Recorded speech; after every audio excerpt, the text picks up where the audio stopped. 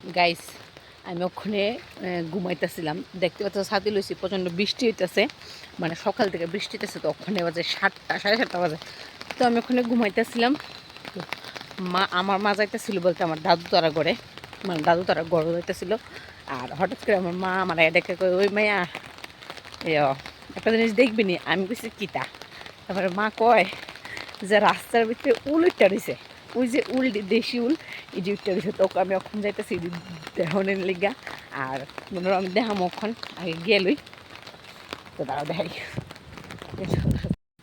এই দেখো গাইস, রাস্তার ভিতরে উল উঠটা রয়েছে। এই দেখো আর একটা, এই দেখো, এই দেখো রাস্তা, এই যে। তো এই উলটি খাইতে কার কার ভাল লাগে আমার কমেন্ট করে জানাইও। দেখছো এই যে এটা হচ্ছে রাস্তাটা, আমার দাদুর বাড়ির যাওয়ার রাস্তাটা। আর এই দেওয়া হয়েছে উল্টো উঠতে রয়েছে। আর এদিকে এই সান্না বাড়ির যাওয়ার রাস্তাটা। এই যে আমার মনটি, মনটি এবার বৃষ্টি কি রে?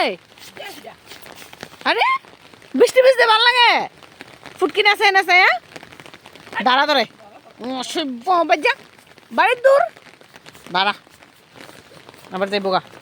এই যে উল্টি আমার মা তুলতাছে ছাতি লইয়া।